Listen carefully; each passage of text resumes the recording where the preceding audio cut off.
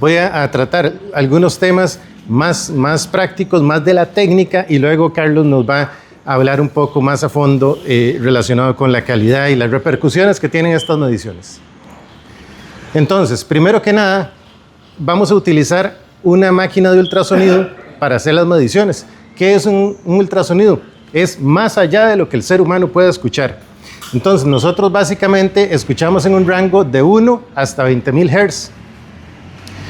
Y por allá nos comenzamos a ubicar con lo que son sonidos ultrasónicos, ¿verdad? El sonido es una vibración que tiene frecuencia, que tiene amplitud.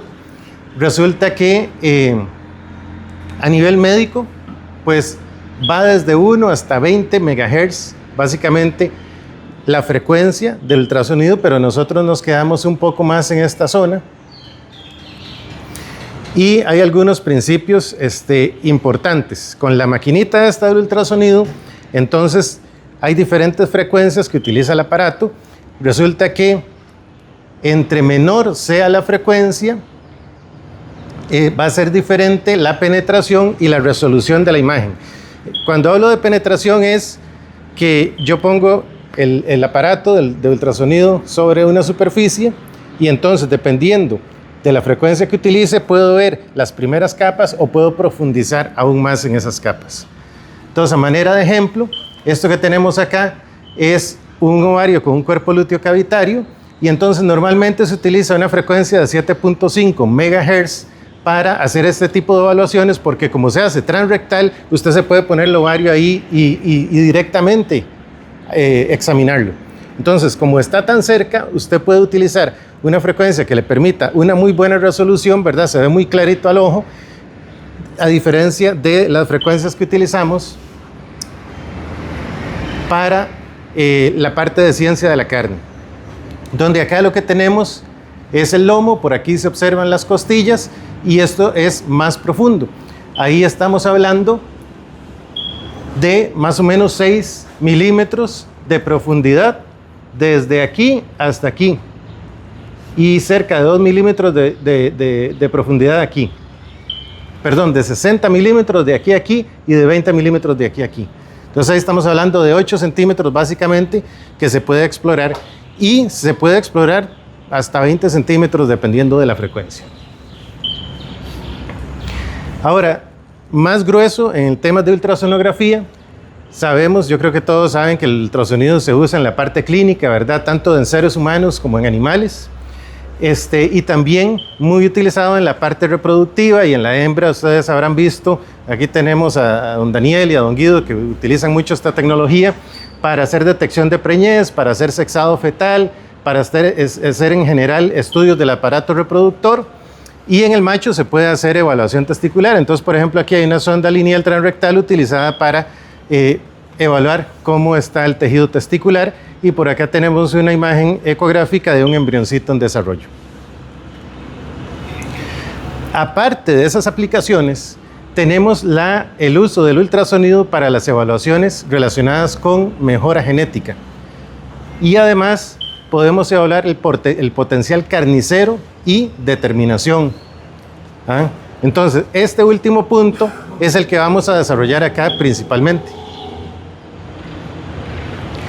Para cumplir esos dos puntos que vimos antes, las evaluaciones para mejora genética y la de potencial carnicero, se hacen varias exploraciones. Una, que lo que utiliza es la sonda en esta posición para valorar la grasa que hay a nivel de lo que, para que entendamos, tiene la punta de solomo, la picaña. Entonces, esa grasita por ahí es la que nosotros estamos valorando, y también es conocido como grasa de cuadril o P8, grasa de la grupa, grasa de cuadril o P8, donde fue desarrollado esta técnica básicamente en Australia, y se ha relacionado bastante bien con la cantidad de grasa del animal. Entonces, para temas de acabado, este es un buen punto para evaluar, y es más utilizado en animales más equinos y también en animales más jóvenes. Normalmente, si es un animal magro, si es un animal joven, es difícil la medición y menos acertada si usted lo hace a nivel dorsal, pero en esta parte donde deposita más es más fácil hacer esa medición y está bastante relacionada con la grasa de cobertura. Luego tenemos otra evaluación que hacemos aquí entre la 12ª y la 13ª costilla, ¿verdad? La última costilla es nuestra referencia para colocar la sonda. Ahora vamos a ver unas fotografías para que ustedes me entiendan mejor, pero con esta toma nosotros podemos hacer dos mediciones, una que es el área de ojo del lomo y la otra la grasa dorsal o grasa de cobertura. Ahorita vamos a ver unas fotografías con las que va a quedar más claro. Y colocando la sonda en esta otra posición ejemplificada en color verde, ahí entonces hay ciertas tecnologías que nos permiten hacer una estimación del grado de marmoleo en esa porción, que se relaciona con los grados de marmoleo de la canal. Entonces, ven ustedes cómo acá tenemos el Longissimus dorsi y por acá tenemos la grasa de cobertura. Hay otros músculos relacionados que no es el área de interés de lo que estamos midiendo. Este es el principal, que es el que realmente tenemos que medir, y la grasa. Ahora, para desarrollar un poco más con estas imágenes las tres mediciones que vimos antes, tenemos entonces el tema de la grasa intramuscular o también marmoleo, donde la sonda se colocaba longitudinal o paralelo al animal sobre el lomo. Hay algunos aparatos de ecografía que le hacen la medición en el momento. Hay otros que usted debe tomar la fotografía y enviarla a un laboratorio. Hay otros en las que usted toma un video y envía ese video a otro laboratorio. Ese laboratorio se encarga de hacer las mediciones y después le envía a usted los resultados. Nosotros tuvimos un equipo, marca Esaote Pay Medical, que le daba el porcentaje de marmoleo ahí mismo. Sonaba muy práctico, sonaba muy bonito, pero cuando comenzamos a tratar de ver la relación que estaba teniendo esos resultados con la planta de cosecha, ahí cambió mucho. ¿Por qué? Porque realmente estaba calibrado para otro tipo de animales, otro tipo de manejo alimenticio que iba a afectar los valores nuestros. Entonces, al final de cuentas, a pesar de que teníamos ese equipo que hacía las tres mediciones, esta medición de marmoleo nosotros la dejamos en desuso porque los datos que nos daba no eran fidedignos. Y hacer la calibración, no es que no se pueda, pero estaba difícil hacerla. Para tomar esta imagen se requiere una sonda lineal que anda dependiendo de la máquina entre 17 y 18 centímetros de longitud. Y luego en el caso de la grasa de la grupa podemos utilizar esa misma sonda, pero también se puede medir con una sonda lineal transrectal de las que quizá ustedes han visto que algunas personas utilizan para la parte reproductiva. Esta línea de aquí, ahí termina el cuero, pero comienza la grasa, y esta otra línea de aquí también es de grasa. Entonces, aquí en esta parte es donde medimos la grasa. Si ustedes ven, aquí hay una línea, y entonces esa es la inserción del músculo, y en esa inserción como que jala la grasa, y entonces en esta parte es donde más acumulación de grasa es, y por convención ese es el punto para tomar la grasa de la grupa o P8. Y ya les digo, eso se puede hacer con cualquiera de estas dos ondas. Es más fácil con esta, pero con esta también se puede hacer porque está muy superficial. Luego tenemos entonces, de nuevo, el área de ojo del lomo y la grasa dorsal. Esto es una fotografía de una imagen ecográfica en aquella posición que vimos anteriormente, en aquella osamenta, para tomarlo. Entonces, básicamente, aquí es donde había como un piquito de la grasa, y aquí nos vamos bordeando, bordeando, bordeando. Y esto que yo estoy delimitando en rojo, eso es el área del ojo del lomo. Más o menos en esta parte es donde vamos a tomar la medición de grasa. No se hace a la mitad. ¿Qué pasó aquí? No se hace a la mitad, no se hace de este lado, se hace justo aquí, en este tercio, ya por convención. Entonces, todas las personas que utilizan la ultrasonografía para estas mediciones tienen que saber varios detalles. Uno de ellos es que tiene que ser aquí, que no tiene que estar montado sobre el hueso de la costilla, que tiene que observarse parte del esternón ahí en movimiento. Esto es una fotografía y no se ve el movimiento, pero si fuera un video, esto se va a ver moviendo porque es cuando el animal respira, que le va a dar ese movimiento. ¿Para qué? Para que tengamos la imagen más amplia de área del ojo del lomo. Si yo posiciono la sonda sobre el hueso de la costilla, yo voy a tener una imagen más reducida y vamos a estar subestimando la medida real. Entonces acá de repente con esa fotografía podemos ubicarnos mejor, ¿verdad? Bastante parecido, nada más que esta incorpora la parte del hueso sobre esta área que es la que tenemos que medir. Y la grasa vendría por aquí. En el equipo que tenemos actualmente, nosotros tomamos la imagen y tiene una función para dibujar. Entonces nosotros dibujamos el área de ojo del lomo y nos da acá la medida. En este caso son 74,21 centímetros cuadrados de área de ojo del lomo. Y tomamos la distancia de donde termina el músculo a donde termina la grasa, y en este caso son 7.1 milímetros de grasa que se observan en esa fotografía. De igual forma, por convención, la medición entre la 12ª y 13ª costilla. Varias cosas. Lo primero es que el animal tiene que tener esa sección limpia. Ven que en este caso, al otro costado el animal estaba sucio, pero donde íbamos a tomar la medición, el animal está limpio. Debe estar limpio, debe estar seco, a pesar de que el ultrasonido necesita un medio acuoso para transmitir el sonido y para que el eco se refleje. Necesitamos que esté seco porque cuando vamos a utilizarlo, ponemos aceite, en este caso vegetal, para precisamente que sea ese medio acuoso. Pero sí hemos visto que si el animal, por ejemplo, está recién bañado, luego nos cuesta tomar una imagen bien nítida. Así que esté seco. Sabemos que vamos a hacer evaluaciones en los animales de ustedes. Entonces los animales pueden estar bañados, pero tienen que estar secos en el momento que vamos a evaluarlos. Y vamos a utilizar aceite vegetal para facilitar la comunicación ahí del ultrasonido contra el tejido y el eco que recibe la máquina para traducirlo en una imagen. Entonces el animal tiene que estar inmovilizado, tiene que estar en un sitio seguro. Yo sé que los que están están participando en Novillo Especial están trabajando bastante la mansedumbre de los animales. Yo creo que eso es fundamental porque van a pasar donde hay un montón de gente, tienen que ir bien mansos, no solo para las mediciones, sino también porque van a estar en exposición, van a ser juzgados y es parte de lo que necesitamos. Entonces colocamos la sonda. Aquí hay un acercamiento de cómo colocamos la sonda para tomar esta medición, donde aquí claramente se ve que hay un poquito más de grasa que en esta otra parte, justo en la inserción de este músculo.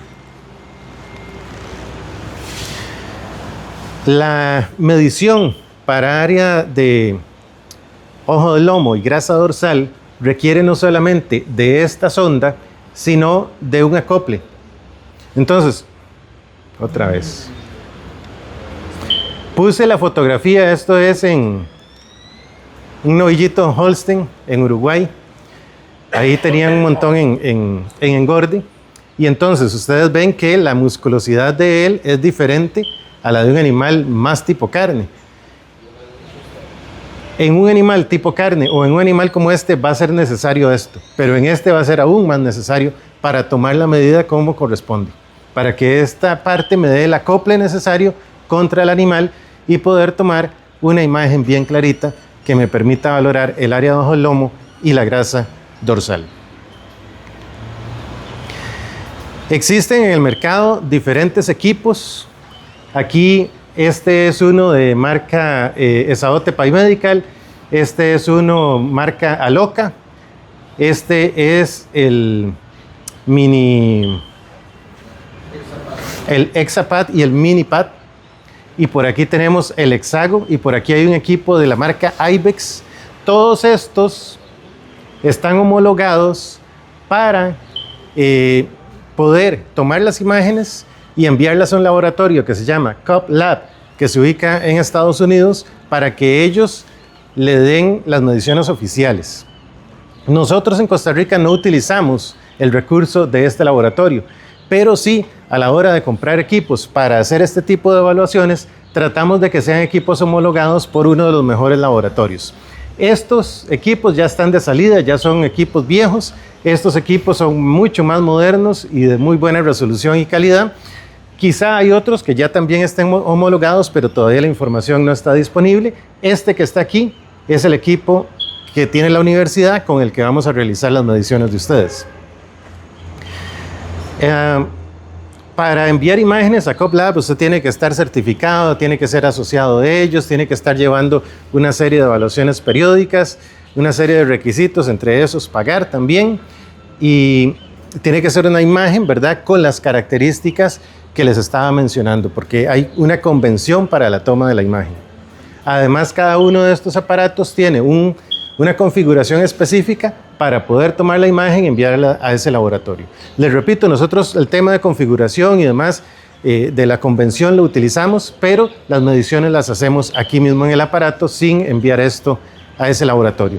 Hay otros softwares, por ejemplo, hay uno de Umeco, hay uno que se llama Biotronics y otros por ahí, de algunas universidades. Kansas State tiene una, Iowa tiene también, donde le hacen, usted toma la imagen y le hacen las mediciones. Todos funcionan, sí, todos funcionan. Nada más que hay que tener las licencias y eso vale dinero, pero estos equipos que están homologados o como este nos permite tomar las mediciones de manera acertada y válida. Les mencioné antes que la ultrasonografía podía ser una herramienta también para lo que era la mejora genética. Entonces, básicamente, sabemos que hoy existe evaluación genómica. Antes hablábamos solo de las pruebas de progenie en cuanto a la parte de avance genético, y hoy sabemos, desde hace ya varios años, que existe la tecnología de las pruebas genómicas que me permiten conocer el potencial de los animales desde muy temprana edad. Desde que nace yo le puedo tomar una muestra y mandarla a evaluar y darnos cuenta del potencial que tiene. Pero una cosa es el potencial y otra cosa es la expresión que pueda tener ese animal de los rasgos de interés. Entonces, esto me ayuda un montón, pero la prueba de progenie sigue siendo el gold estándar, sigue siendo lo que realmente manda. A mí me causa curiosidad cómo, por ejemplo, en Costa Rica, no sé ahorita cómo, si habrá variado, nada más que quizá una cuestión ahí de desconocimiento y de poco de picardía de los vendedores, le decían a la gente, este es genómico. Entonces, el que no entendía bien qué era eso, decía, este debe ser mejor que el que es de prueba de progenie, pero la realidad es que el toro de progenie, con prueba de progenie que tenga alta confiabilidad, pues no solamente nos expresa el potencial, sino nos expresa lo que él transmite, lo cual es básico. ¿Por qué? Explique bien para que entender todos qué es la prueba de progenie. Gracias por la pregunta. Sí, gracias por la pregunta. En el caso de la prueba de progenie, lo que se evalúa son los hijos que tiene ese toro, los hijos y las hijas de ese toro. El desempeño de esos animales. Entre mayor cantidad de hijos e hijas tenga, entre mayor cantidad de fincas hayan utilizado el semen de ese toro y nos hayan generado los datos, vamos a tener mayor confiabilidad sobre los rasgos que se evalúan. Entonces, lo que nos da es el potencial y nos da el potencial más la evidencia de lo que ya transmite. ¿Pero por qué yo les estaba contando esto? Porque resulta que para hacer una prueba de progenie necesitamos mucho tiempo. Ustedes bien saben que los intervalos intergeneracionales en el ganado son muy amplios. No es como tener pollos o como tener cerdos que usted muy rápidamente puede avanzar por sus intervalos intergeneracionales.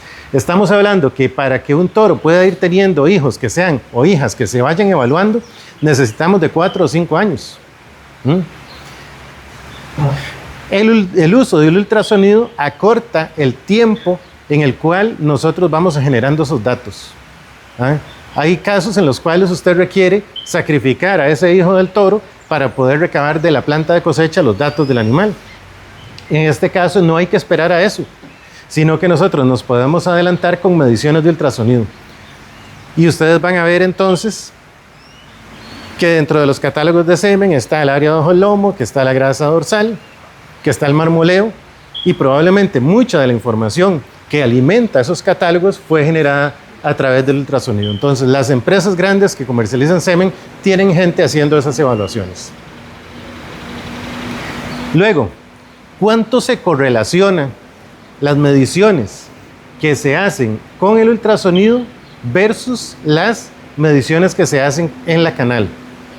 Entonces les traje este estudio donde se trabajó con animales a los cuales se les evaluó con ultrasonido máximo de una semana antes de salir a matadero.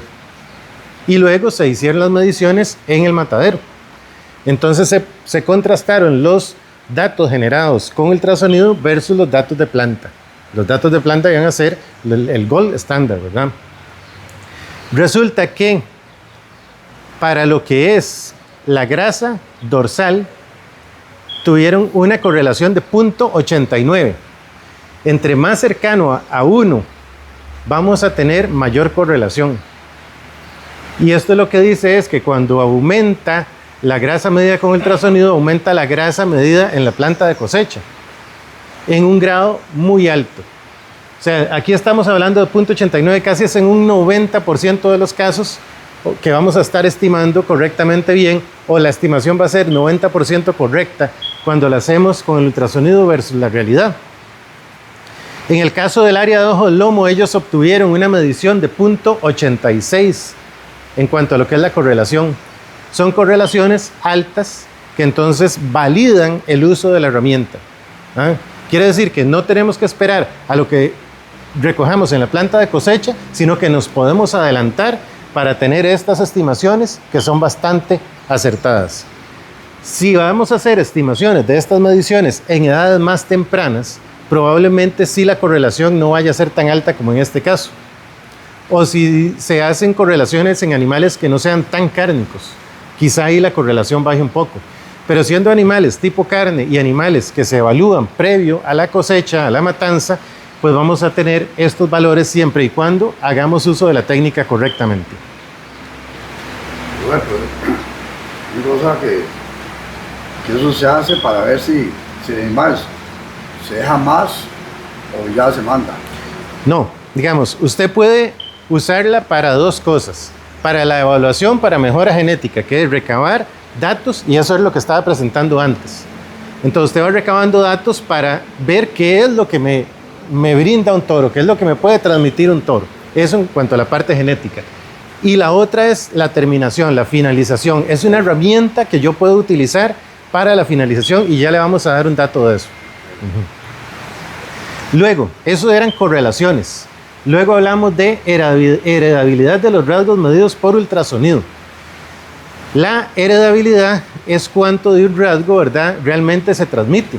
Y entonces los progenitores van a aportar el 50% de la genética, pero en cada rasgo realmente al final se va transmitiendo un porcentaje específico, ¿verdad?, que es lo que definimos como la heredabilidad. ¿Cuánto de un rasgo es capaz de transmitirle a su descendencia? Los rasgos medidos por ultrasonido se ha visto que varían desde 0.15 hasta 0.50. Y en temas de heredabilidad, la definición es de moderada a alta cuando vamos en ese rango. Ya una heredabilidad de 0.4, de 0.5 es una heredabilidad alta. En promedio es de 0.31, entonces estamos hablando de que las mediciones que se hacen aquí tienen una heredabilidad de 0.31 en promedio, y que significa que es de moderado a alto. Ahora, las correlaciones genéticas es diferente a las correlaciones que les presenté anteriormente. Las correlaciones anteriores eran, les dije, de la medición del ultrasonido como tal contra la medición en la canal.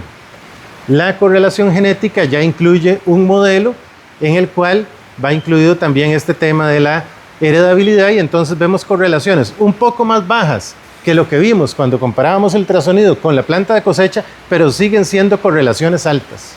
Y tomando en cuenta de nuevo ahí el dato, ¿verdad?, para que lo tengan presente, que entre más alto, más cercano a 1, la correlación es mejor. Pero estamos hablando de 0.7 a 0.8, sigue siendo bueno. Este trabajo lo habían presentado en el Simposio de Nutrición hace 2 años acá en Costa Rica, y precisamente utilizaban la tecnología de la ultrasonografía para definir el momento de salida de los animales. Entonces tenían unas dietas específicas y la salida era cuando cumplían 8 milímetros de grasa de cobertura. Entonces ellos tenían muchos grupos y grupos grandes y lo que hacían era que no medían animal por animal, sino que lo hacen por muestra.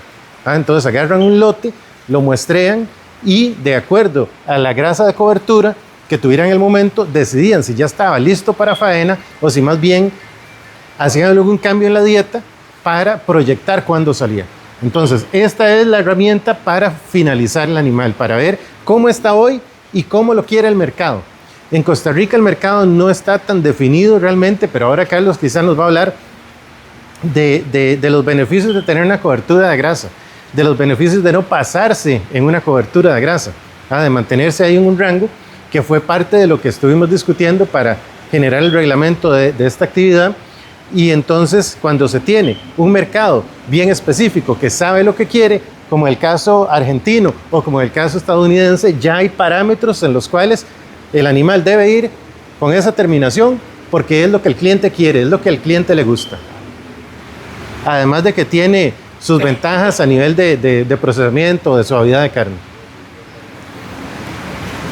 Les mencioné, ¿verdad?, el caso de Estados Unidos, que tiene un sistema de evaluación cárnica muy bueno y que nosotros hemos tenido mucha influencia de eso. Entonces lo que vamos a ver ahorita está relacionado con esa clasificación. Resulta que Estados Unidos tiene una clasificación que ellos en inglés le llaman el Yield Grade y tiene diferentes notas para eso, y resulta que cada una de estas notas está relacionada con el porcentaje de cortes de calidad.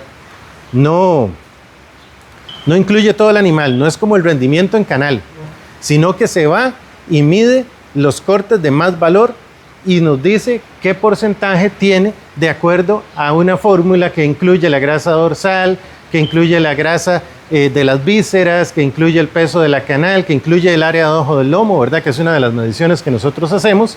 Y resulta que esta calificación va en esta escala y lo mejor, lo deseable es el número 1. Lo indeseable va a ser una calificación número 4 o 5. Lo que queremos es que sean número 1. Eso ahí no nos enredemos, nada más mantengamos eso en la cabeza. Basado precisamente en lo que Estados Unidos tiene para su clasificación, agarramos la referencia que ellos tienen para un animal que nos dé una canal de 318 kilos, y entonces esta línea de acá lo que tiene para el Yield Grade 1, Yield Grade 2, 3 y 4 es los centímetros cuadrados de área de ojo del lomo.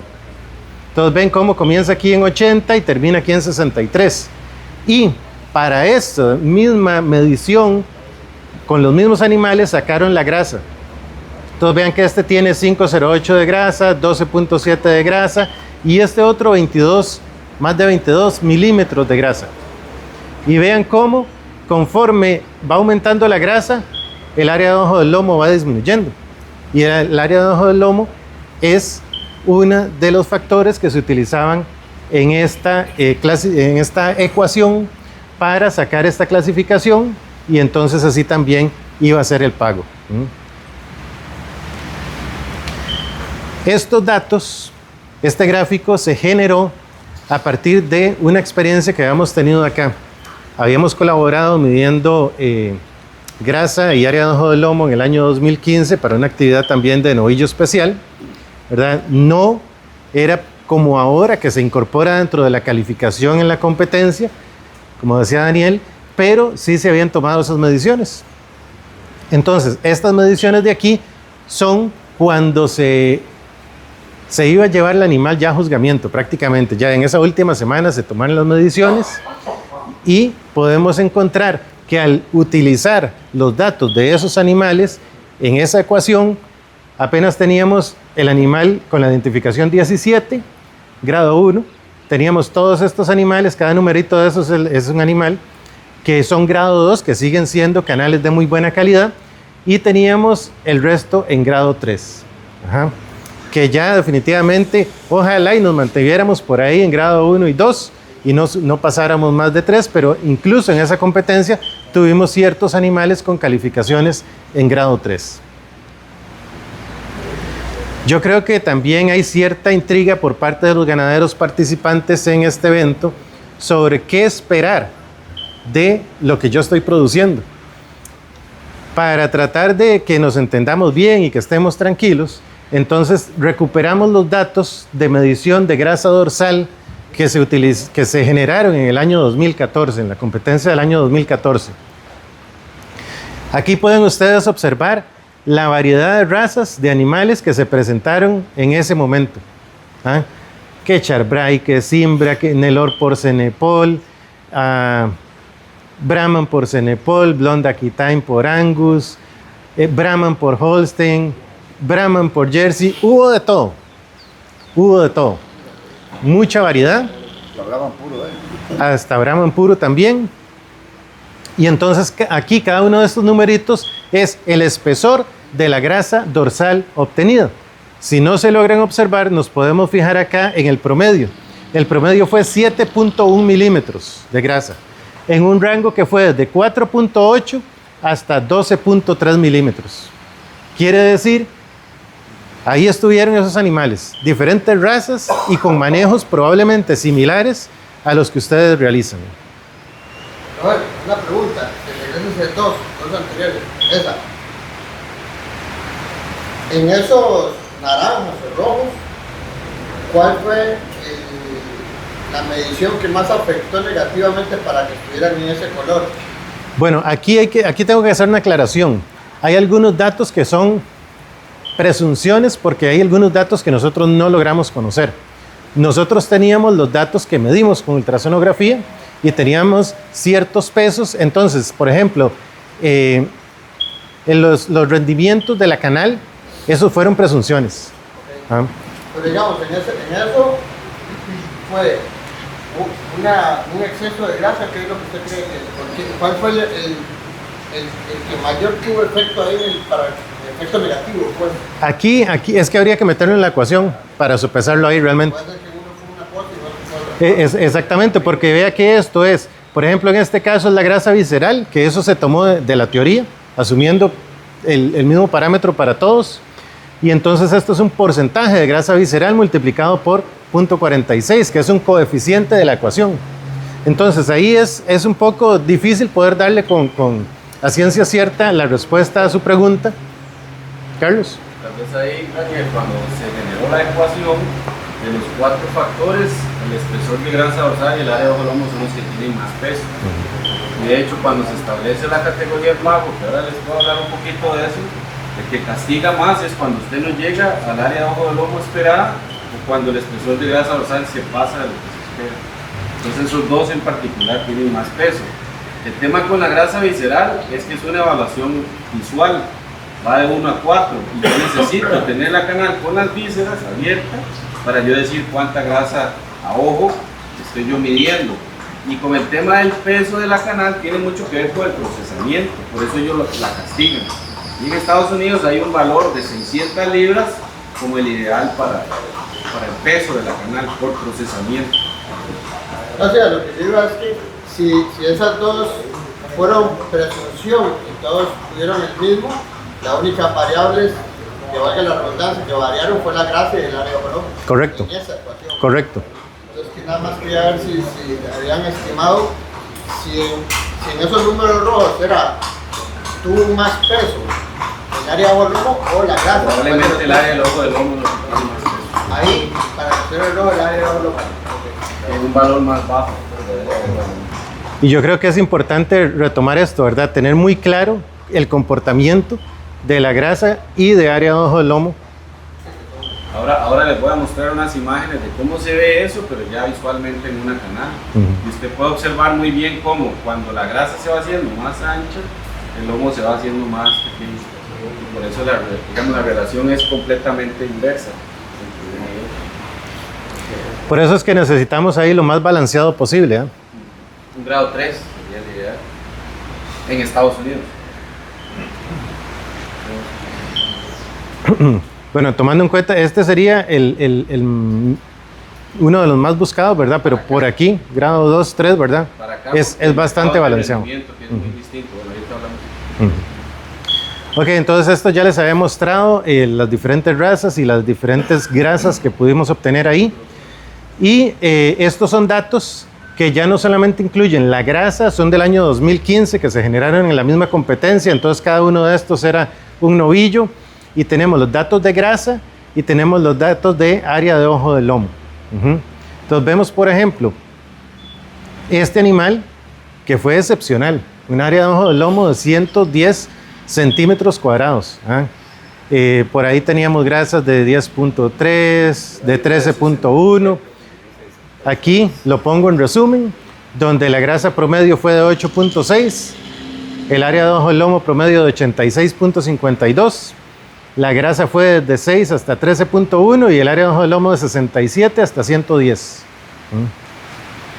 Ahora, tomamos esos mismos datos y entonces, bueno, aquí me le adelanto un poquito, Daniel, que esta tablita la saqué del reglamento que tenemos para la competición de este año. Y entonces acá tenemos la tabla de medición de grasa dorsal, los milímetros de grasa dorsal de 0 a 3, de 4 a 5, de 6 a 15 y así sucesivamente. Van a tener una calificación que va de 0 hasta 100 y esto finalmente lo traducimos en los puntos obtenidos ya directamente para la competencia del animal. Entonces yo agarré todos los datos de grasa que se obtuvieron en el 2015 y los confrontamos con esta tabla de calificación y todos los animales alcanzan el 100% en ese rubro. Todos los animales están en el rango de 6 a 15, por tanto obtienen los 15 puntos de calificación para ese rubro. Yo creo que es interesante ver eso, ¿verdad? Porque de nuevo son animales muy cárnicos, son animales de las razas que probablemente ustedes están manejando y con manejos relativamente similares. Si agarramos el área de ojo del lomo, entonces encontramos que también hay una tabla que nos regula la calificación. Dice menor a 69 van a obtener un 0%. Es más, queda por fuera de la competencia. Luego de 70 a 74, de 75 a 79, de 80 a 85 y de mayor a 86 es el 100. Eso es lo que buscamos, un animal que llegue bien terminado, de muy buena calidad. Entonces, agarré los datos de área de ojo del lomo medidos en el 2015 y encontramos que hay dos que se sacaron un 0. Que luego por ahí hay otro que se ganó un 25% de la nota, que tenemos dos más con un... Perdón, aquí estos son con 50. Este es un 50 aquí. Y estos con 75% y tenemos la mayoría que se saca un 100. Entonces, para que vean un poco la distribución que se obtuvo en aquel momento. No significa que ahora vaya a ser exactamente igual. Yo esperaría que ahora estemos mejor preparados y encontremos más animales aquí ganándose un 100. Entonces, resumiendo, y ya casi para pasar con Carlos, tenemos los aportes de las mediciones en vivo por ultrasonografía, ¿verdad? Nos ayuda en el grado de terminación y para eso hacemos la medición de grasa dorsal o grasa de la grupa. Nos ayuda en la capacidad carnicera, para lo cual medimos área abajo del lomo, y en calidad de carne para la medición de grasa intramuscular. Eso está muy separado ahí, pero realmente están relacionadas porque también la grasa de cobertura tendrá que ver con la calidad de carne y otros que por ahí don Carlos nos va a ampliar.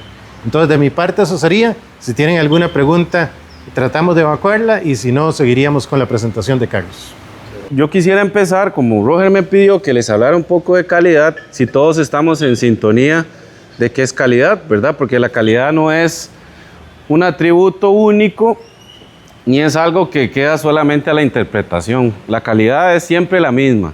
Es la capacidad que tiene un producto para satisfacer una expectativa de un consumidor. Eso lo tenemos que tener claro, ¿verdad? Cuando yo digo que algo es de calidad es porque ese producto está satisfaciendo mi expectativa, ¿verdad? Si yo veo un corte de carne, mi expectativa puede ser que tenga grasa, pero para mucha gente la expectativa de un corte de carne es que no tenga grasa.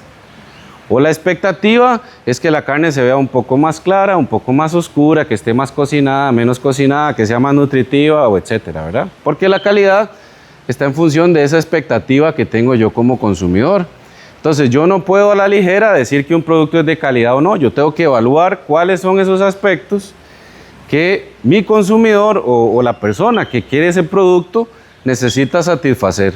Cuando nosotros le preguntamos a los consumidores, y digo a los consumidores en general, qué aspectos son esenciales para considerar una carne de calidad, lo primero es que se vea atractiva, ¿verdad? Yo creo que para la mayoría de nosotros eso se ve atractivo, ¿verdad? Y si estamos aquí es porque, por supuesto, la carne de res nos gusta, ¿verdad? Y yo creo que la mayoría estaría dispuesto a comerse esa carne de ahí, ¿verdad? Quizá más o menos cocinada, con más o menos condimentos, ¿verdad? Pero yo creo que a todos nos genera, digamos, satisfacción ver ese corte de carne ahí. Entonces, definitivamente tiene que ser atractiva a la vista. Después hay un tema que depende mucho de los consumidores, y es que la carne sea saludable, ¿verdad? Y aquí es un poco difícil entrar en materia porque me tomaría unas 3 o 4 horas explicarles cuál es la interpretación correcta de que si la carne es saludable o no. Por supuesto que lo es, ¿verdad? Pero en los consumidores de hoy en día probablemente el concepto de saludable es que no tenga grasa, lo cual es completamente equivocado, ¿verdad? Porque además de que la grasa le aporta mucho sabor a la carne y mucha calidad sensorial, que vamos a hablar más adelante, la grasa saturada es saludable y la necesitamos, ¿verdad? Y no sé si están pendientes de, pero Estados Unidos cambió por completo la pirámide alimenticia. No sé si le prestaron atención a eso. Por muchos años nos dijeron que era malo comer carne y los productos cárnicos, ¿verdad? Que iban hasta el fondo de la pirámide. Y hoy en día se dieron cuenta que eso no era cierto y ahora invirtieron la pirámide por completo, ¿verdad? Y se dieron cuenta que efectivamente necesitamos la carne para sobrevivir. Y lo otro es el tema del sabor, ¿verdad? A mí me gusta que la carne tenga grasa, pero habrá gente que no le gusta la grasa en la carne, ¿verdad? Entonces, pues eso va a depender mucho del consumidor. En Estados Unidos lo tienen muy claro, ¿verdad? La carne tiene que tener grasa y grasa intramuscular para que su evaluación sensorial sea de mejor calidad, ¿verdad? Nuestro consumidor costarricense yo creo que no tiene eso tan claro y la mayoría prefiere la carne sin grasa, ¿verdad? No entiendo por qué, si la grasa es lo más sabroso de la carne, ¿verdad? Pero bueno, es un asunto de gustos. Pero eso contrasta con lo que quiere un industrial. Al industrial no le interesa la grasa. Al industrial le interesa la carne, el músculo, ¿verdad? Porque eso es lo que genera rendimiento. Entonces la expectativa que tiene un industrial es totalmente distinta. Y él espera que la carne pues sea consistente, ¿verdad? Que no tenga defectos, porque si no el consumidor no la compra. Y que tiene que tener ciertas especificaciones, ¿verdad? Y a pesar de que aquí no tenemos un sistema como tal de clasificación de la carne, ¿verdad? Todas las plantas de cosecha o mataderos tienen sus sistemas de evaluación y de asignación de una categoría y de un pago por ese kilo de canal, ¿verdad? Más adelante vamos a hablar un poquito de eso, porque tiene mucho que ver con estas evaluaciones, pero que se hacen de manera subjetiva. En ningún matadero de este país un evaluador de canales corta entre la 12 y la 13 y les mide el área de ojo-lomo y el espesor de grasa dorsal. El a ojo dice si es músculo 1, músculo 2 o si la grasa es 1 y la grasa es 2, ¿verdad? Que eso tiende a ser problemático porque es subjetivo, ¿verdad? Yo lo puedo ver como músculo 1, pero el evaluador dice que es músculo 2 y eso me afecta el pago, ¿verdad? Porque es un asunto subjetivo. Obviamente el evaluador tiene la experiencia, ¿verdad? De hacerlo muchas veces todos los días. Sin embargo, no es objetivo, ¿verdad? Es un asunto visual. Y hay tipos de calidad en la carne, ¿verdad? Y hay calidades, por ejemplo, que damos por sentado, que es la calidad sanitaria, ¿verdad? Yo creo que en este país, gracias a Dios, la mayoría de nosotros se come un corte de carne seguro, ¿verdad? De que ese corte de carne no lo va a matar. Porque la carne aquí se maneja bajo temperaturas de refrigeración, en cadena de refrigeración, y digamos que la manipulación es la correcta, ¿verdad? Todos queremos pensar eso y yo creo que sí es así. Y creo que en las casas todos tenemos el cuidado de manipular la carne como se debe, ¿verdad? Que esté refrigerada y que se laven las manos cuando la van a cocinar y etcétera, ¿verdad? Entonces, la calidad sanitaria la damos por sentada. La otra calidad que marqué yo ahí en negrita es la calidad sensorial, que esa es la que asociamos al sabor, a la experiencia que tenemos con los sentidos. Que la carne esté jugosa, que esté sabrosa, ¿verdad? Que tenga un buen color, lo que yo percibo, ¿verdad? Con los sentidos. Esto es muy variable. Y de eso depende mucha de la evaluación, por ejemplo, que se hace en Estados Unidos. La experiencia que va a tener el consumidor cuando come la carne. Ya hablamos de la calidad nutricional. La carne es quizá la matriz nutricional más completa que hay, ¿verdad? No podemos vivir solo de carne, aunque quisiéramos, pero sí nos aporta mucho de los nutrientes que necesitamos para vivir saludablemente, ¿verdad? Entonces no hay discusión en decir si la carne es nutritiva o no. Y luego viene la otra que también marqué ahí en negrita, que es la calidad industrial, que tiene mucho que ver con lo que se va a evaluar en este certamen, ¿verdad? La calidad industrial tiene que ver con rendimiento. Cuando Roger les decía que queremos más área de ojo de lomo y menos grasa dorsal, eso está relacionado con el porcentaje de rendimiento a canal. El porcentaje del animal que vamos a convertir en cortes. Normalmente cortes sin grasa, ¿verdad? Porque así es como se procesa y se vende la carne en este país. Entonces, la calidad industrial va en otro sentido completo al de la calidad sensorial. Porque mientras más rinde un animal, la calidad de la carne es menor. Es más dura, es menos jugosa, es más oscura, no tiene grasa. Mientras que si tenemos un animal con una muy buena calidad sensorial, principalmente asociado a la grasa, ese animal probablemente rinde muy mal a canal, ¿verdad? Y tiene porcentajes de venta de corte menor. Entonces, una va en contra de la otra. Y la última calidad que yo creo que en Costa Rica debemos aprovechar mucho es esta, ¿verdad? Ponerle sellos, ¿verdad? De que nuestra producción es amigable con el ambiente, es carbono neutro, es sostenible, ¿verdad? Libre de deforestación y todo eso. Pero yo creo que por ahí estamos bastante bien. Entonces, ¿quién y cómo impacta esa calidad y esa producción de carne? Bueno, desde el momento en que nosotros decidimos con qué raza vamos a trabajar, determinamos qué calidad va a tener ese animal, ¿verdad? Ya Roger les mostró algunas de las razas que han habido en otros certámenes. Me imagino que ustedes manejan un abanico de razas para este certamen también. Entonces vamos a hablar un poquito más adelante de qué impacto tiene eso sobre la calidad de ese animal. Lo otro es el sexo, ¿verdad? Aquí afortunadamente solo hablamos de machos, pero entre macho entero y macho castrado hay diferencias, ¿verdad? Que ustedes mismos han visto en sus fincas, pero que tienen un sentido a la hora de analizar la carne como un producto. Definitivamente el momento en que se mata ese animal determina mucho de la calidad, ¿verdad? Mientras más joven se mata un animal, mejor va a ser su calidad sensorial. Quizás su calidad para rendimiento no sea la mejor, ¿verdad? Si no lo hemos acompañado con una nutrición y prácticas de alimentación correctas, pero más adelante vamos a profundizar. Después está este tema, ¿verdad?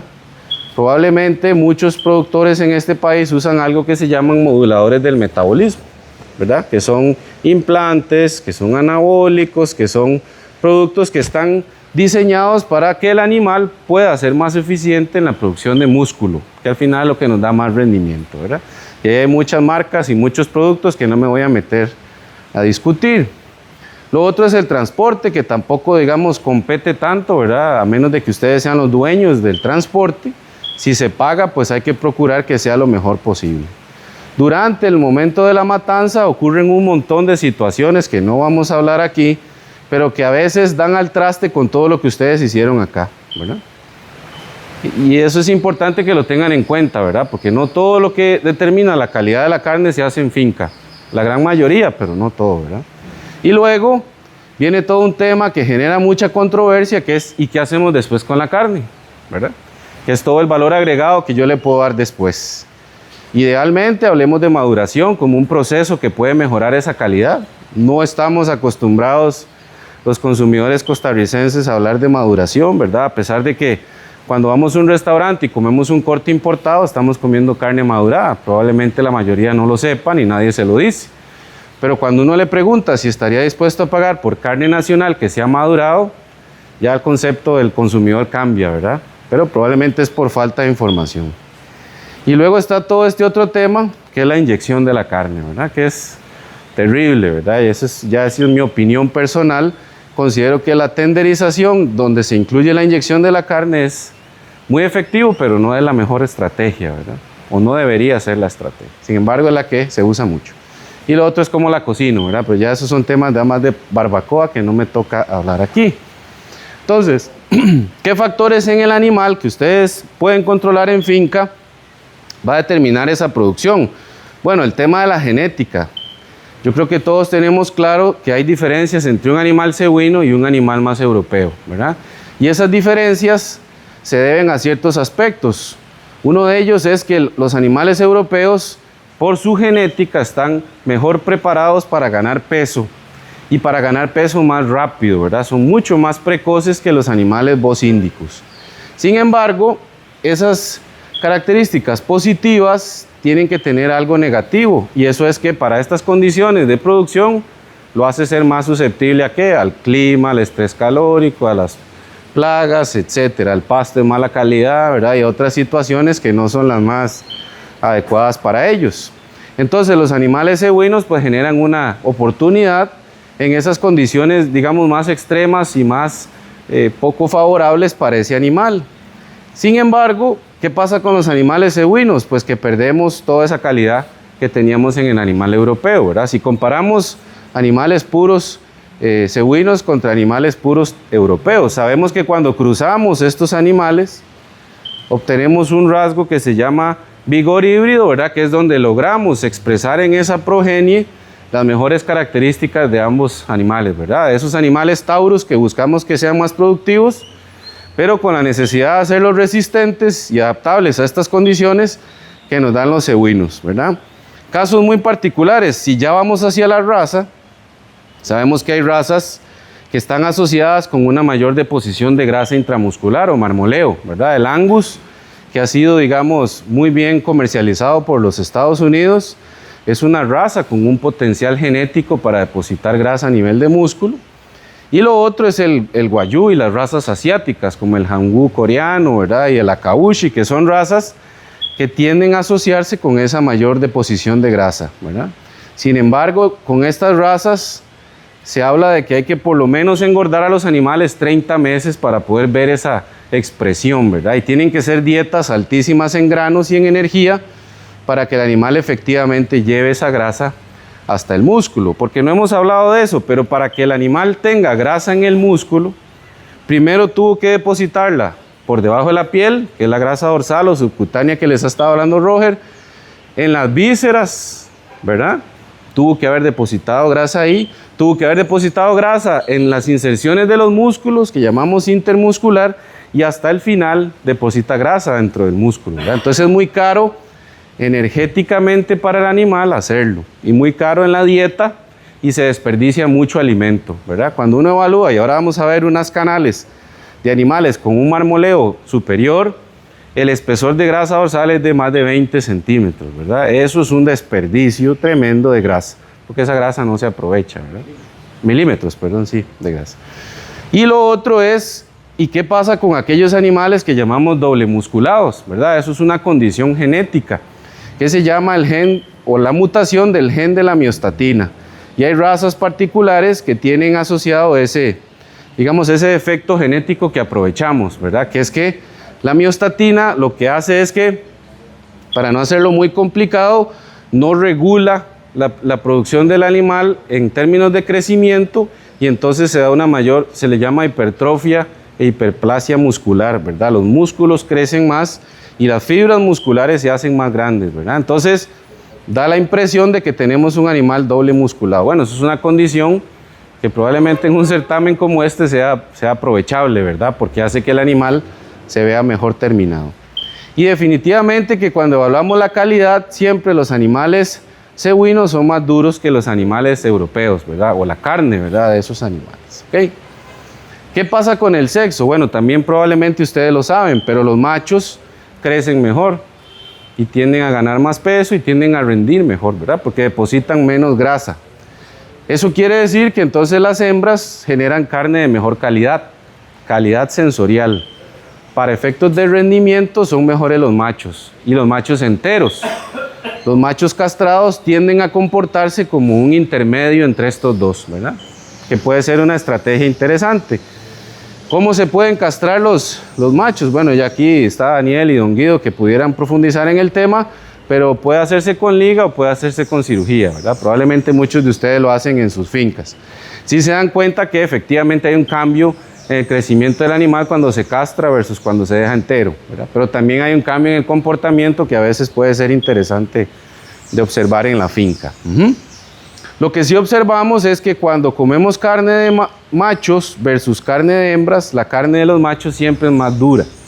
¿Por qué? Porque el macho tiende a depositar más músculo que las hembras, ¿verdad? Y esa particularidad hace que la fuerza de corte aumente. Una carne de un macho siempre es más dura que una de la hembra. ¿Okay? Y luego viene el tema de la edad. En bovinos se ha establecido que la edad de cosecha, de faena, de matanza, ideal es menor a 2 años, ¿verdad? Eso está muy bien tipificado.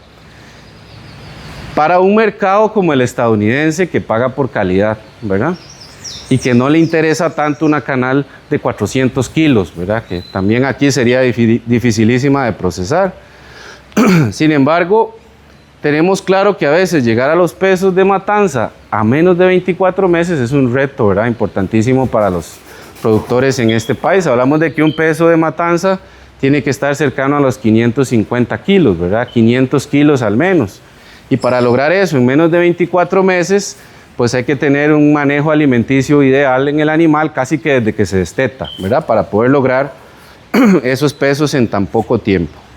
Lo que sí está muy claro es que cuando matamos un animal viejo, la carne tiende a ser más dura, ¿verdad? Eso yo creo que todos lo sabemos.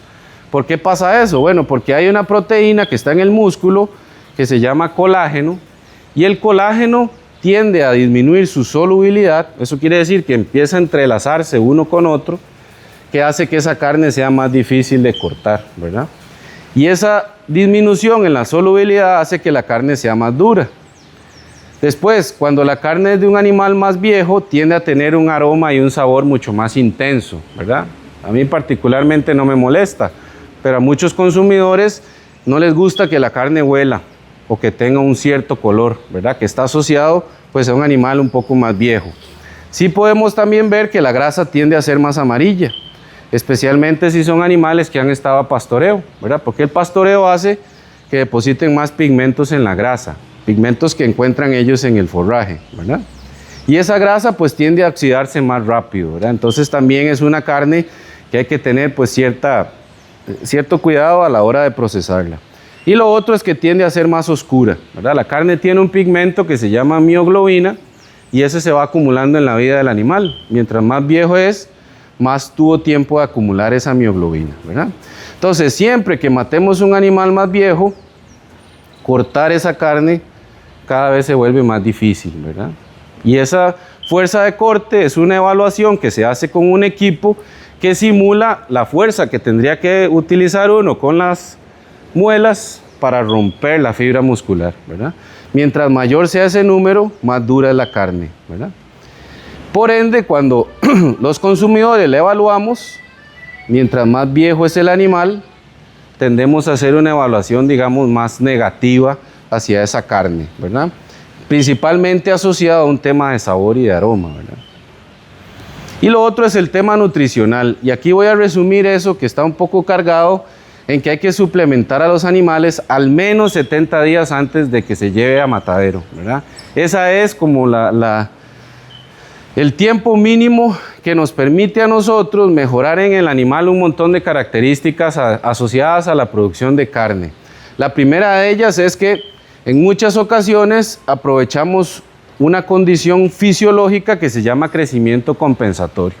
Y especialmente aquellos que se dedican solo a engordar, ¿verdad? Que compran animales por arriba ojalá de 370, 380 kilos y los llevan a peso a mercado, aprovechan esa condición, ¿verdad? De un animal que viene con una dieta quizá que no es la mejor, con alguna restricción nutricional, le damos una dieta cargada en energía y el animal entonces responde no solo con lo que tenía que ganar por la dieta que yo le di, sino con todo lo que había dejado de crecer antes cuando se le restringió la dieta, ¿verdad? Y esos son aquellos productores que logran en el primer mes de engorde 3 kilos de ganancia de peso diaria, ¿verdad? En un animal. Ni el mejor nutricionista que yo conozco puede hacer una dieta para que un animal gane 3 kilos por día, ¿verdad? Eso es una condición que se aprovecha por esa fisiología en el animal, ¿verdad? ¿Qué pasa con eso? Eso también favorece la calidad de la carne, hace que ese colágeno que les dije tiende a ser un poco más soluble, ¿verdad? 70 días es el periodo mínimo, pero tiene que ser con dietas altas en energía. Y aquí cuando hablamos de dietas altas en energía, principalmente granos, ¿verdad? Los granos son la fuente más confiable de energía con la que podemos contar nosotros para alimentar animales. Que hay alternativas, sí, por ejemplo los subproductos, ¿verdad? Los subproductos de banano, de piña, de yuca pueden ser una alternativa interesante. Y lo otro es el tema de estos moduladores de metabolismo, ¿verdad? Que no voy a decir marcas ni moléculas para no hacer ningún propaganda a nadie, ¿verdad? Pero estas moléculas está demostrado que permiten al animal ganar más peso y rendir mejor a canal, ¿verdad? No sé si han tenido la experiencia con estos productos, me imagino que sí. Se darán cuenta que a fin de cuentas cuando llevan a matadero ese animal rinde más, ¿verdad? Cuando se le pone una de estas moléculas que mejora, digamos, su eficiencia para crecer. ¿Qué pasa con ese tipo de productos? Bueno, afectan la calidad que hablamos sensorial. La carne de un animal que fue implantado o que comió alguna de estas moléculas en el último mes de su engorde tiende a depositar solo músculo y no deposita grasa. Entonces una carne más dura, menos jugosa, con una menor, digamos, calidad sensorial. Pero si lo que nosotros vendemos es kilos de canal y vendemos rendimiento, pues es una estrategia que es válida en este país, en el que pagamos por rendimiento y no por calidad. Al menos las plantas de cosecha. Habrán algunos consumidores que sí buscan calidad y están dispuestos a pagar por ella, ¿verdad? Entonces, cuando hacemos evaluaciones con consumidores, nos damos cuenta que una carne que viene de un animal que ha sido suplementado, digamos con concentrados, subproductos o cualquier cosa, ¿verdad? Siempre va a ser mejor evaluada por un consumidor porque tiene más grasa y porque a la hora de comerla es más suave, ¿verdad? Y esa es la ventaja que tiene la suplementación, que estoy claro de que ustedes también lo saben y lo aplican en estos animales que van a traer al concurso, ¿verdad? Y vean que con 70 días es suficiente porque si nosotros ampliamos ese periodo, las diferencias ya en la mejoría sensorial, ¿verdad?, son muy pocas y el costo de seguir suplementando es muy alto, ¿verdad? ¿Y qué pasa cuando usamos estas moléculas, verdad? Hablemos del silpaterol, hablemos de la ractopamina, de cualquiera de estos implantes que tiene estradiol o trembolona, ¿verdad? O mezclas o progesterona, tienden a hacer que la carne sea más dura, ¿verdad? Precisamente por ese principio de que hace al animal más eficiente, que gane más peso, pero peso a través de músculo, ¿verdad? Entonces sacrifica la grasa y la grasa está asociada a una mejora en la calidad sensorial, ¿verdad? Entonces, ya Roger les explicó cómo se mide la grasa y el área de ojo de lomo a través de la ultrasonografía, pero también les comentó que esas mediciones se hacen también directamente en la canal, ¿verdad? Que en este caso, y lo hablábamos ahora temprano Roger y yo, hubiese sido lo ideal, ¿verdad? Hacer las mediciones en ultrasonido y después darle el seguimiento a los animales y hacerlo en la planta de cosecha, ¿verdad? Para tener un valor real de esa canal. Pero entendemos que la logística es bien compleja como para hacer algo así. Pero bueno, ¿por qué hacer esto? Bueno, hacerlo permite diferentes cosas. Bueno, en este país sabemos que se usa nada más de manera subjetiva, ¿verdad? En otros países se hace para establecer un pago adecuado a los productores, ya sea que haya un premio o ya sea que haya un castigo, ¿verdad? Permite uniformizar el producto en el mercado. Y yo quiero hacerles una pregunta, y ustedes como productores, cuando van a la carnicería, ¿tienen garantizada la calidad de la carne? Todos, ¿quién me puede decir aquí que en todo el tiempo que ha comprado en la misma carnicería siempre está suave la carne? Yo creo que nadie, ¿verdad?, ha tenido esa experiencia.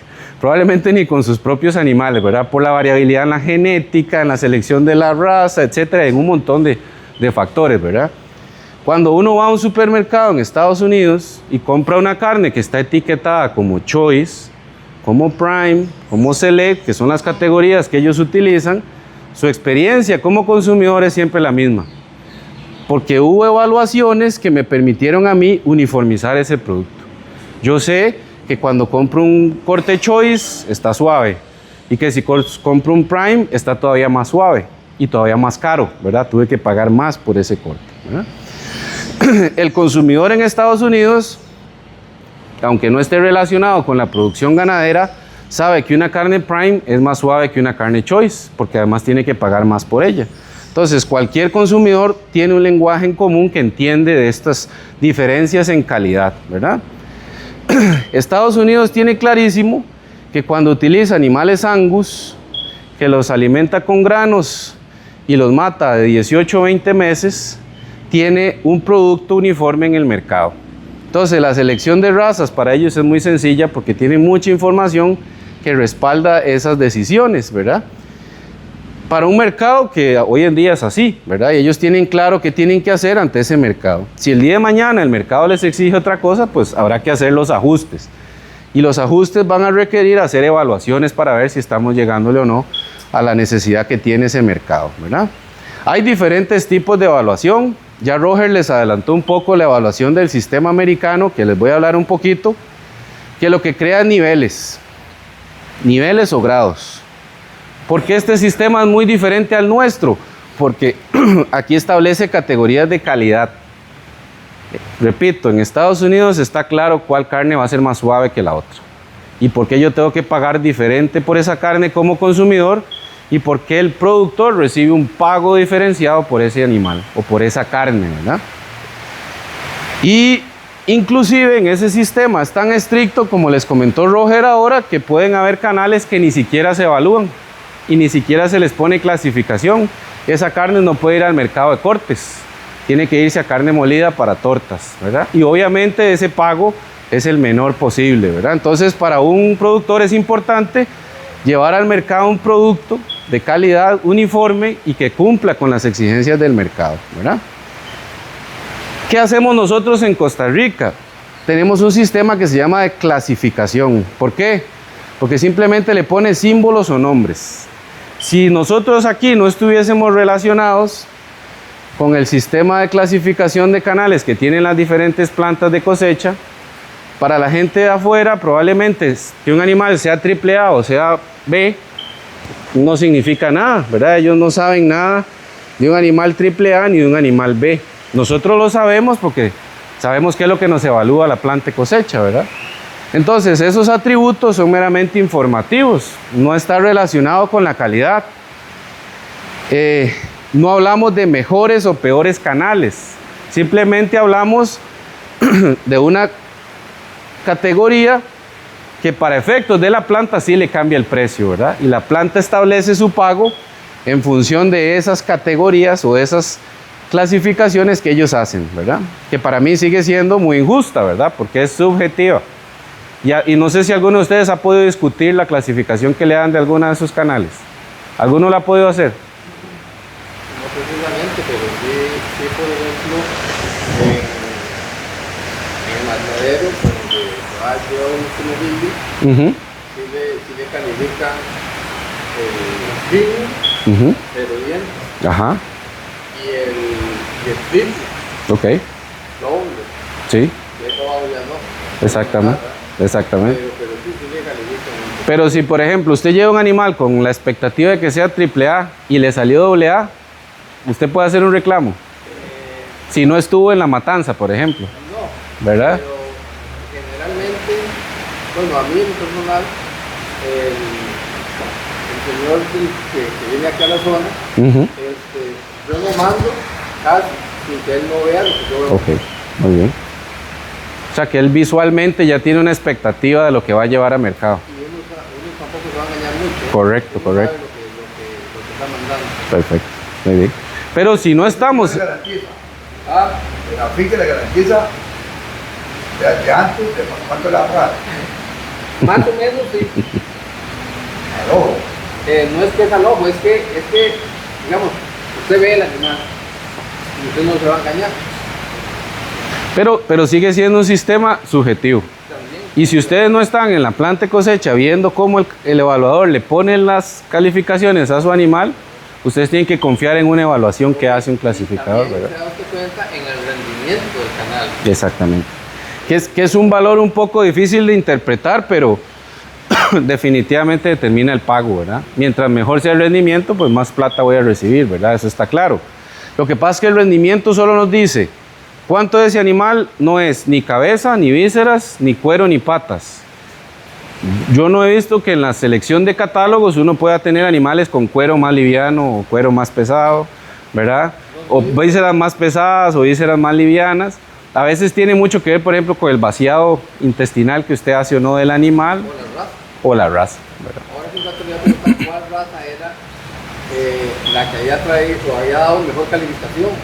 ¿En cuál sistema? Que hay en el canal.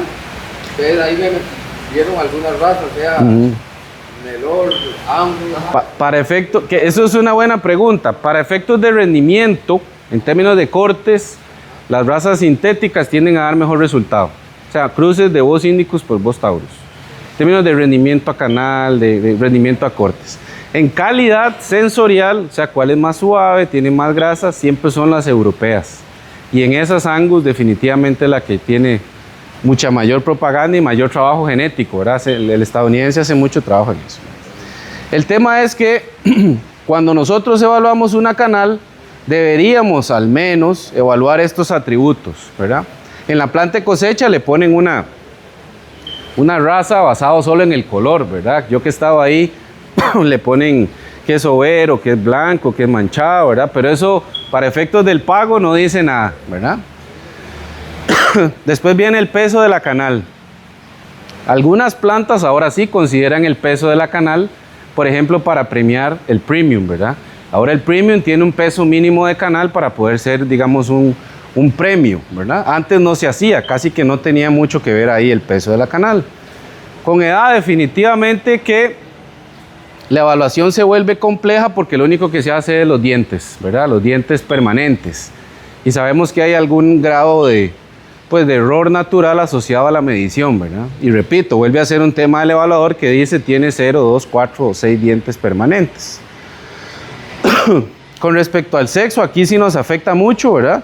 En este país, en nuestro sistema de clasificación, el macho se paga mejor que la hembra. Siempre, ¿verdad? Siempre se paga mejor el macho que la hembra. Aunque tenemos datos muy interesantes de experiencias con productores que le entregan a cierta empresa, donde las hembras tienen rendimientos muy similares a los machos. Entonces esta empresa está haciendo un ajuste en el pago para también permitir que las hembras entren a producir carne y que se pague adecuadamente, ¿verdad? Sí tenemos claro que en Costa Rica, para las plantas de cosecha y para los carniceros, la grasa es mala, ¿verdad? Y se ve mal una canal muy engrasada. Sin embargo, como les dijo Roger anteriormente, que la canal esté engrasada es una característica que le permite mejorar su calidad.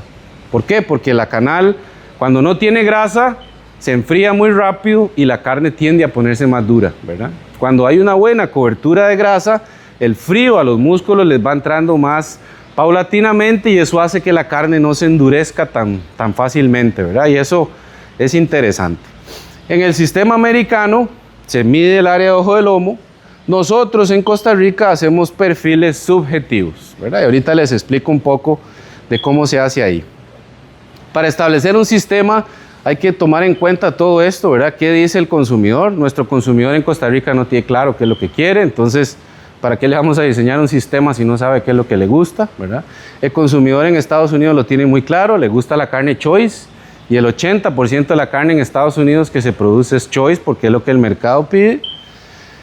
Además hay un mercado que está dispuesto a pagar por esa calidad, ¿verdad? Aquí sería más complejo entrar en detalles con respecto a eso.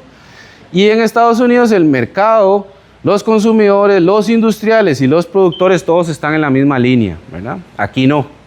Aquí cada uno tiene su interés particular, ¿verdad? Y eso hace un poco difícil llegar a un consenso, ¿verdad? Entre todas las partes. Entonces, ya Roger más o menos les habló un poco de esto. Yo simplemente lo que quiero es mostrarles algunos de esos datos ya reales, ¿verdad? El grado de rendimiento, que es como la ecuación que se va a utilizar en esta evaluación, mide aquellas características de la canal que nos permiten predecir el rendimiento, ¿verdad? Y se utilizan 4 mediciones, que es el grosor de la grasa, el porcentaje de la grasa visceral, que tiene que estar representada por el riñón, la cadera o pelvis y el corazón, el área de ojo de lomo y el peso de la canal, ¿verdad? Y lo que se hace es que se corta la canal entre la 12 y la 13 costilla, ¿verdad? Y tomamos una regla milimétrica y hacemos esa medición específicamente aquí. Si nosotros estuviésemos viendo el ultrasonido que Roger nos mostró anteriormente, la medición se hace en el mismo punto, ¿verdad? Tiene que ser el mismo punto para que la evaluación tenga sentido, ¿verdad? ¿Cómo medimos la grasa visceral? Ese es el problema, ¿verdad? Difícilmente cuando llegamos a la planta de cosecha nos permiten hacer una evaluación de esto, ¿verdad? y antes de que corten las canales ya han quitado las vísceras, ¿verdad? Y a uno le cuesta visualmente llegar, digamos, a una determinación. Lo cierto es que en Costa Rica, bajo la genética que manejamos y la alimentación que usamos en nuestros animales, probablemente ese valor ande por debajo del 1,5-2% siempre, ¿verdad? Es difícil pensar que aquí encontremos un animal de 4% de grasa visceral, ¿ok? Y lo otro es el área de ojo de lomo, ¿verdad? Cuando Roger les mostró la imagen de ultrasonido y él dibujando con el equipo, es lo mismo que nosotros haríamos si cortamos la canal y le ponemos esta plantilla. Esta plantilla, que es diseñada por el Departamento de Agricultura de los Estados Unidos, cada uno de esos cuadritos representa 0.1 pulgadas cuadradas. Y entonces nos imaginamos nosotros en la cabeza ese dibujo y empezamos a contar cuadritos, ¿verdad? Hasta llegar a un valor que representa en pulgadas cuadradas cuánto es el área de ojo de lomo, ¿verdad? Después hacemos la transformación para tener el dato en centímetros cuadrados. Entonces, cuando nosotros aplicamos esta ecuación en un ejemplo que ahorita les voy a mostrar, nos permite predecir cuál va a ser el porcentaje de cortes vendibles que va a tener ese animal, ¿verdad? ¿Qué pasa? Que ya Roger les comentó ahí, cuando nosotros aumentamos el valor de grado de rendimiento, aumenta el valor de grasa dorsal, pero disminuye el valor de área de ojo de lomo, ¿verdad? Esas dos variables, que por eso es importante medirlas ambas, están inversamente relacionadas, por eso es que hay que tomar ambas mediciones. Afortunadamente se hace en el mismo punto y con el mismo equipo, ¿verdad? Eso digamos que es una ventaja desde el punto de vista de manejo y de logística. Cuando nosotros aplicamos, ¿verdad?, un ejemplo de la vida real, una canal que tenga 0.4 pulgadas de espesor de grasa dorsal, que eso más o menos es un poquito menos de un centímetro de espesor de grasa dorsal, cuando tiene un porcentaje de grasa visceral de un 3%, cuando la canal pesa aproximadamente 300 kilos y tenemos que el área de ojo de lomo representa más o menos 12.8, es casi 95, 92 centímetros cuadrados, ese animal es de un grado de rendimiento 2. El valor que se obtiene siempre se redondea para abajo. Aunque esto fuese 2,8, se reporta como grado de rendimiento 2, ¿verdad? Eso porque el sistema americano lo pide así. Y en caso de esto representado en porcentaje de cortes, es más o menos un 51%, ¿verdad?